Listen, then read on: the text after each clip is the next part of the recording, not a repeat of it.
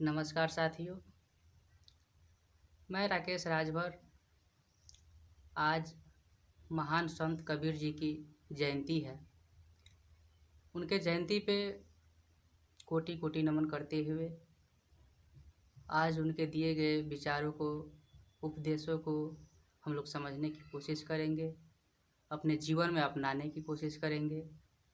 एक ऐसे विद्वान जो सिर्फ संत ही नहीं थे, समाज सुधारक भी थे।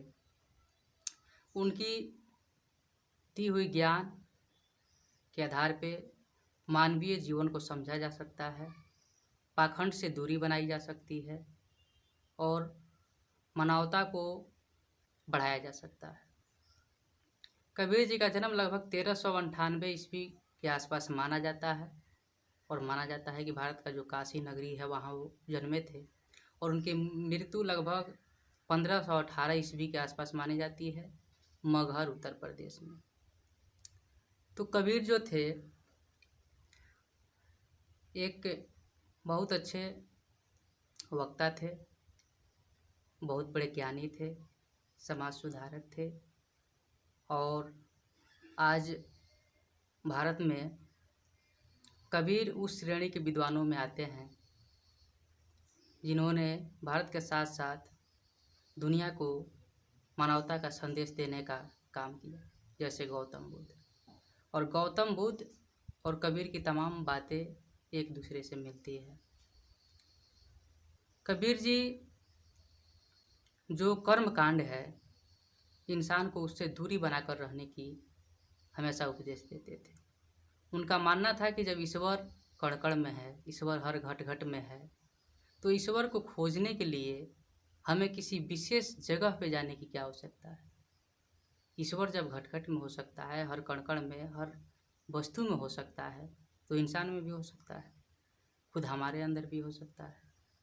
तो ऐसे परम ज्ञानी कबीर लोगों को बताते थे कि ईश्वर को पाने के लिए, ईश्वर को देखने के लिए, ईश्वर को जानने के लिए हमें किसी एक विशेष स्थान, विशेष जगह पे जाने की कोई आवश्यकता नहीं है।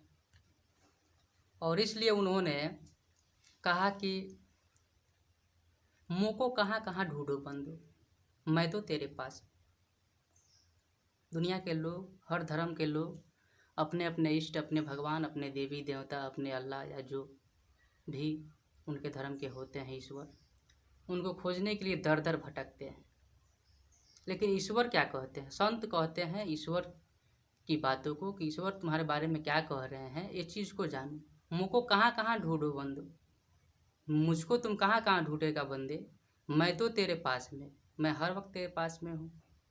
ना मैं देवल, ना मैं मस्जिद, ना काबे कैलाश में। ना मैं देवालय में हूँ, ना मैं किसी मस्जिद में हूँ, ना काबा में हूँ, ना कैलाश में हूँ।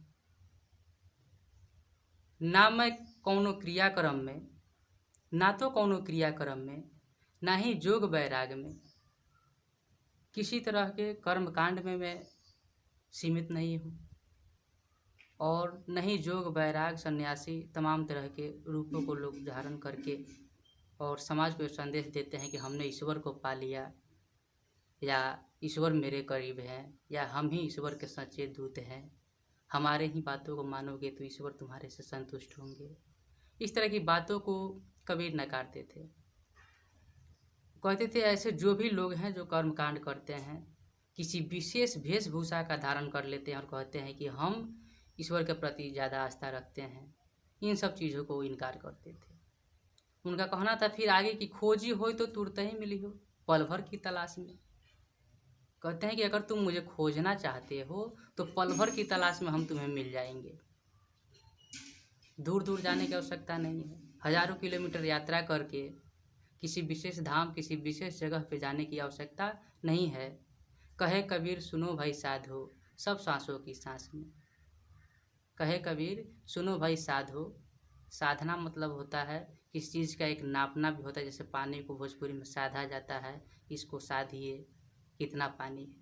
उसी तरह आप अपने आप के अंदर खोजिए, हो सकता है कि ईश्वर आपके अंदर भी है। हर सांस को जो आप छोड़ रहे हैं ईश्वर उसमें है, हर सांस को जो आप ले रहे हैं ईश्वर उसमें है। ईश्वर जब हर जगह है तो इंसान इंसान में ईश्वर को क्यों नहीं खोजता है? इंसान इंसान से नफरत क्यों करता है?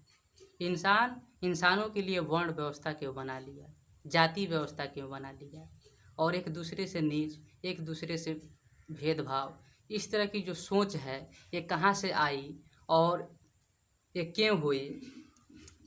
ईश्वर इसकी इजाज़त नहीं दिए होंगे।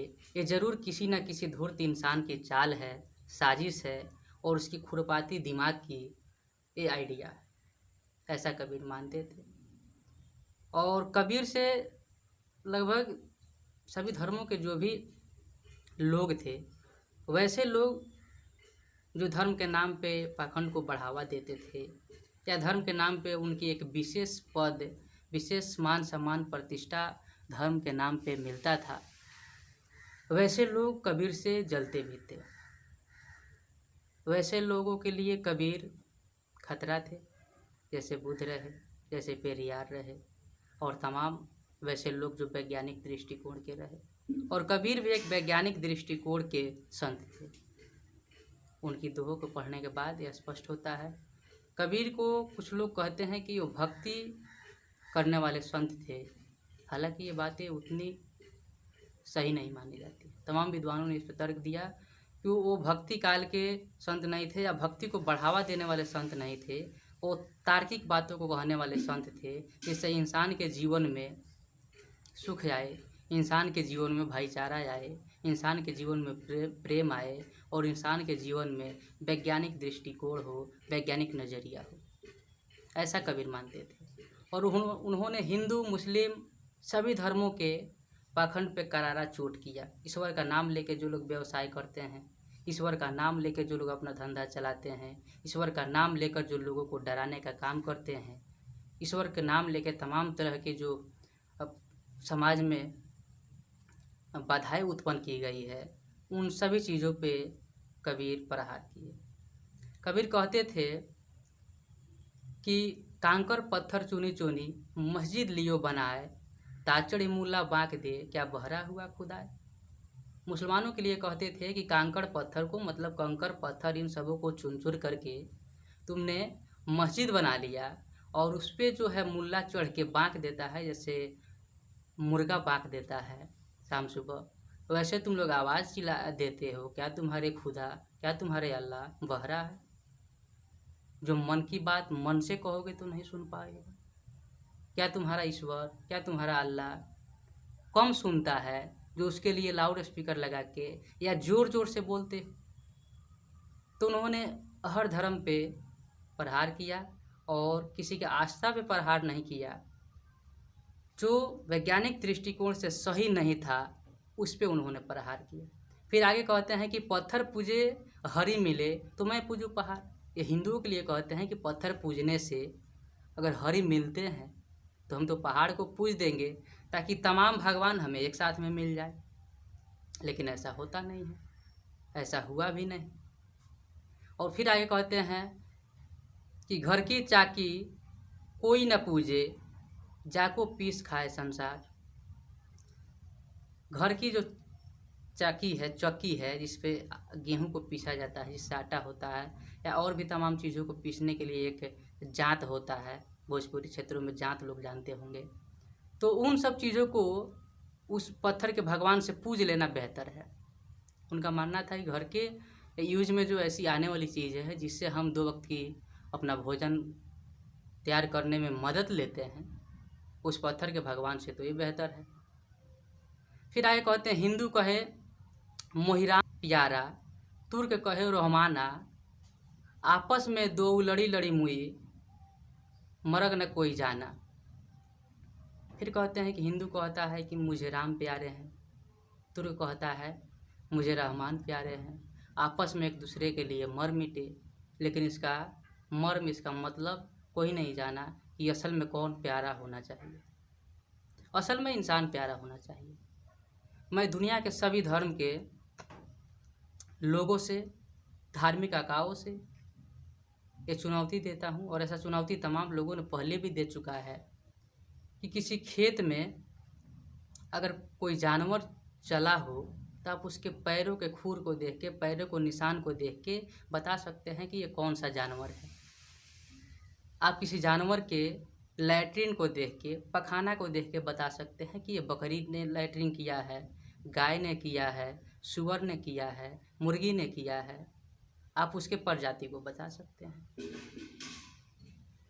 आप जानवर के खुर को देख के बता सकते हैं कि इस रास्ते से भैंस या भैंसा या गाय इस प्रजाति के जानवर गए हैं। या बकरी के खुर को देख सकते हैं तो बता सकते हैं कि इस तरह की बकरी की खुर होती है, पाँव होता है और इधर से बकरी गई है।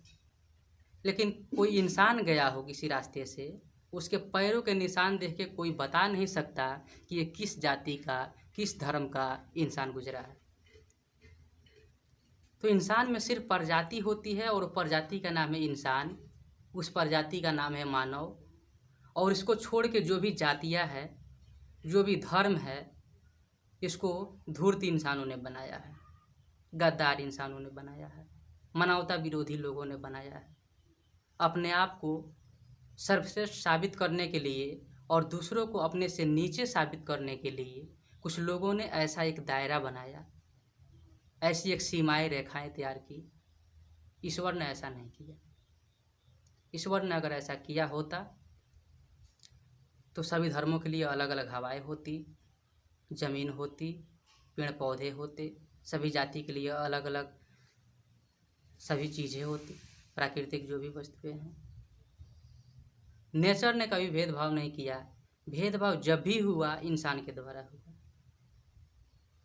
और इंसान किसी किसी मामले में जानवर से भी बदतर है, जैसे छुआछूत के मामले में, भेदभाव के मामले में, जाति धर्म निर्माण करने के मामले में। जानवरों ने अपने में जाति नहीं बनाई, इंसान ने बना लिया। जानवरों ने ये नहीं कहा कि गाय की प्रजाति है तो इसके साथ भेदभाव होना चाहिए। कुत्तों ने नहीं कहा, बकरियों ने नहीं कहा, पेड़ पौधों ने नहीं कहा। ये सब मिल के रहते हैं। मिल के नहीं रहता है तो इंसान। और नहीं रहने का वजह क्या है? कुछ ऐसी नीति निर्माण की गई आज से हजारों साल पहले और दुनिया के अलग अलग देशों में। सिर्फ भारत की ये समस्या नहीं रही। मानव किसी किसी मामले में जानवर से भी गया गुजरा है। इस चीज़ को तमाम तर्कों के माध्यम से, तमाम उदाहरण के माध्यम से समझा जा सकता है। भारत में जैसे वर्ण व्यवस्था थी, जाति व्यवस्था थी, जातीय छुआछूत, हिंसा इत्यादि थी, वैसे दुनिया के और देशों में रंग भेद था। तो हर जगह इंसान ने तमाम तरह की समस्याएं खड़ी की और समस्याओं को खुद पैदा किया और नाम दिया धर्म का, नाम दिया ईश्वर का, बहाना लिया अपने धर्मशास्त्रों का। लेकिन उन धर्मशास्त्रों का निर्माण, काल्पनिक ईश्वर का निर्माण और काल्पनिक ईश्वर का निर्माण करके उसके चित्र, उसके मूर्ति का निर्माण, ये इंसान ने अपने फायदे के लिए, अपने ऐशो आराम के लिए, अपने सामाजिक मर्यादा के लिए किया। इन सभी चीज़ों को कबीर सिरे से खारिज करते थे। इन सभी चीज़ों को कबीर नकारते थे। कबीर एक ऐसे संत थे जिन्होंने अपने समय में एक तरह से मोटिवेशनल स्पीच भी दी है, प्रेरणादायक बातें भी कही। जब व्यक्ति हिम्मत हारने लगता है तो आज के ज़माने में जो मोटिवेशनल स्पीच देने वाले लोग हैं, कबीर के ज़माने में वो भी काम करते थे। उन्होंने कहा कि मन के हारे हार है, मन के जीते जीत। इंसान जो मन से हारता है वो हार जाता है वास्तव में, और जो मन से जीतता है, जिसकी मनोबल, जिसकी इच्छा शक्ति दृढ़ होती है, मजबूत होती है, वो जीते जाता है। इस तरह की तमाम बातें उन्होंने कहा। उन्होंने गौतम बुद्ध के मध्यम मार्ग को बढ़ावा देने का काम भी किया। गौतम बुद्ध के मध्यम मार्ग को कबीर के इस दोहा से आसानी से समझा जा सकता है, जिसमें कबीर ने कहा कि अति का भला ना बोलना, अति का भला ना चुप, अति का भला ना बरसना, अति का भला ना धूप। अर्थात अति बोलना भी हानिकारक है, ज़रूरत से ज़्यादा चुप रहना भी हानिकारक है, अति बारिश होना भी गलत है और अति धूप हो जाए तो भी गलत है। इंसान अति बोल देगा तो हो सकता है बातें बिगड़ जाए, अधिक चुप रहेगा तब भी हो सकता है बातें बिगड़ जाए, अधिक बारिश हो जाए तो हो सकता है बाढ़ आ जाए, जो भी फसलें हैं वो सड़ जाए, अधिक धूप हो जाए तो हो सकता है सुखाड़ हो जाए, जो भी फसलें हैं वो जल जाए धूप से। तो बीच का रास्ता अपनाना चाहिए और इसी मध्यम मार्ग की बात गौतम बुद्ध ने भी किया था। फिर आगे कहते हैं कि जाति न पूछो साधु की, पूछ लीजिए ज्ञान। जो लोग कहते हैं कि कर्म के आधार पे वर्ण व्यवस्था थी, कर्म के आधार पे वर्ण व्यवस्था की असल में पैरवी अगर किसी ने किया तो कबीर ने किया। बाकी जो धूर्त लोग हैं वो सिर्फ कहने के लिए कहते हैं कि कर्म के आधार पे था या होना चाहिए, लेकिन अपने रियल लाइफ में उस चीज़ को अपनाते नहीं हैं और ज़रूरत पड़ने पे वो दिखा देते हैं कि हम वर्ण व्यवस्थावादी सोच के हैं और यही चीज़ होना भी चाहिए और पहले भी दिखाएं। लेकिन कबीर असल में कर्म के आधार पे इंसान की पहचान होनी चाहिए, इसकी प्रेरणा देते हैं, इसकी वकालत करते हैं, इसकी बात करते हैं। कबीर कहते हैं कि जाति न पूछो साधु की, पूछ लीजिए ज्ञान, और मोल करो तलवार की, पड़ा रहन दो म्यान। तो इस तरह से जो है कबीर कर्म की बात करते हैं, जाति नहीं पूछने की बात करते हैं, कर्म के आधार पर पहचानने की बात करते हैं। लेकिन आपको याद होगा कि इस देश में BHU बनारस हिंदू यूनिवर्सिटी, जिसको काशी हिंदू विश्वविद्यालय भी कहा जाता है, वहाँ जब एक मुस्लिम संस्कृत के प्रोफेसर गए तो क्या हुआ इस देश में पता है। इस देश में रोहित वेमुला के साथ क्या हुआ, इस देश में पायल तड़वी जो एक मेडिकल की छात्रा थी आदिवासी, उसके साथ क्या हुआ। ये उन लोगों को समझना जरूरी है जो हमेशा ये कहते हैं कि कर्म के आधार पे जातियाँ होती है, कर्म के आधार पे वर्ण होता है, लेकिन वो जब भी किसी दुराचार को अंजाम देते हैं तो जाति देख कर देते हैं। आज भी इस देश में सैकड़ों ऐसी घटनाएं हैं कि घोड़ी पे जब कोई दलित चढ़ता है तो उसको मारा पीटा जाता है, कोई मूंछ रख लेता है तो उसको मारा पीटा जाता है। इन सभी चीज़ों को हमें गौर करने की ज़रूरत है और अब ज़रूरत है हमें कि कबीर के जयंती पे उनकी सिर्फ फ़ोटो नहीं डालें सोशल मीडिया या अन्य जगहों पे। कबीर की जयंती या पुण्यतिथि पे सिर्फ उनकी मूर्तियों पर माल्यार्पण करने तक हम सीमित न रहें, उनकी विचारों को हम अपनाएं। और हमारी सबसे बड़ी कमी ये होती जा रही है कि हम विचारों को अपनाने के बजाय तस्वीरों तक सीमित हो जा रहे हैं।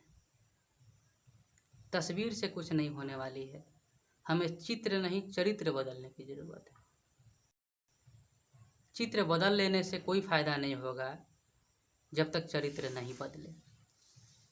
हमने गौतम बुद्ध को अपने घरों में लगा दिया, मूर्तियाँ बनवा दिया, उनके विचारों को छोड़ दिया।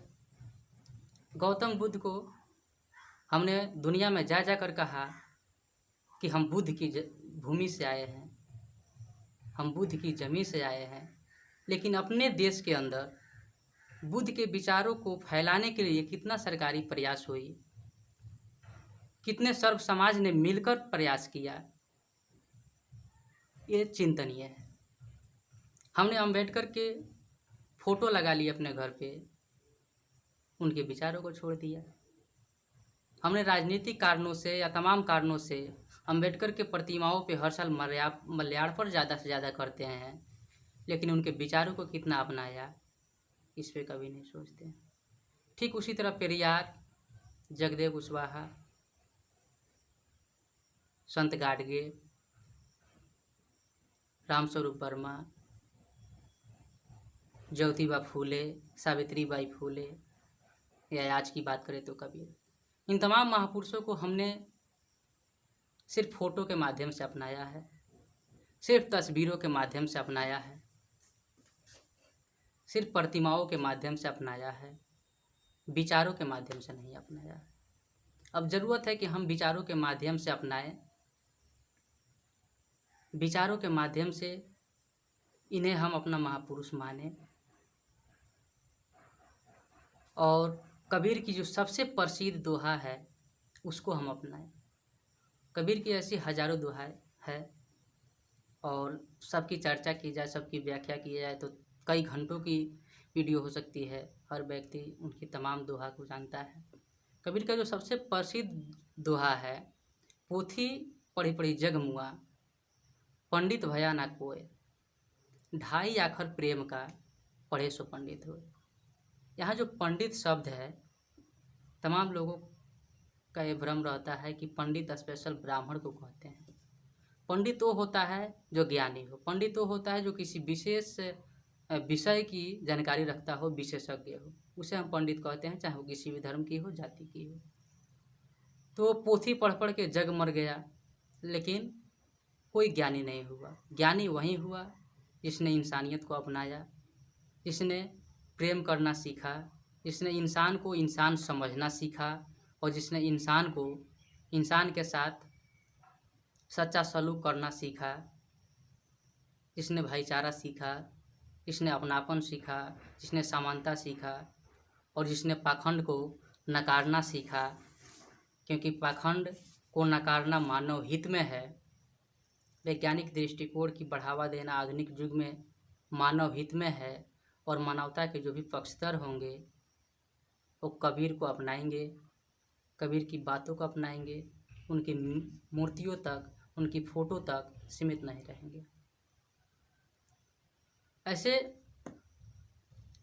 कबीर के बारे में तमाम बातें कही जा सकती है, लेकिन अंत में कुछ बातें कह के मैं अपनी बारी पे विराम दूंगा।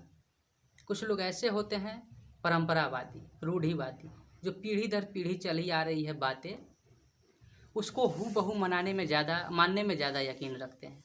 उनका मानना है कि जो चीज़ें पहले से चली आ रही है वही सही है, लेकिन कबीर इसको सिरे से नकारते हैं। कबीर कहते हैं कि तेरा मेरा मनुआ कैसे एक होई रे, अर्थात तेरा और मेरा मन कैसे एक होगा। मैं कहता आँखन की देखी, तू कहता कागज की लेखी। मैं वो कहता हूँ जो मैंने अपने जीवन में अनुभव किया, मैंने अपने जीवन की कसौटियों को, जो खरा उतरा जीवन की कसौटियों में जो बातें खरी उतरी, उसको मानता हूँ। इंसानियत के लिए, इंसान के लिए, इस दुनिया के लिए जो सही है, मैं उसके तर्क की कसौटी पे उतार के तब उसको कहता हूँ। लेकिन तुम सिर्फ वो कहते हो जो बातें कागज़ में लिख दी गई है, वो बातें सही है या गलत, इस पे कभी चर्चा नहीं करते हो। और बहुत गंभीर विषय है कि आज भी हमारे समाज में पीढ़ी दर पीढ़ी जो पाखंड आ रही है वो पिछली पीढ़ी से आ रही है। पीढ़ी दर पीढ़ी जो अंधविश्वास आ रही है वो पहले से पीढ़ी से और पिछले पीढ़ी से हमारे में आते जा रही है, और हम उस पर थोड़ा भी विचार नहीं कर रहे हैं। कबीर इन्हीं चीज़ों को कहते थे कि तर्क करो, आँखन की देखी तुम भी करो। सिर्फ कागज़ में किसी ने लिख दिया, हो सकता है वो अपने फ़ायदे के लिए लिखा हो, अपने सामाजिक वर्चस्व के लिए लिखा हो, और तुम उसको मान लिए। तो ऐसा नहीं होना चाहिए। मैं कहता सुलझावन हारी, तू रखियो और जाई रे।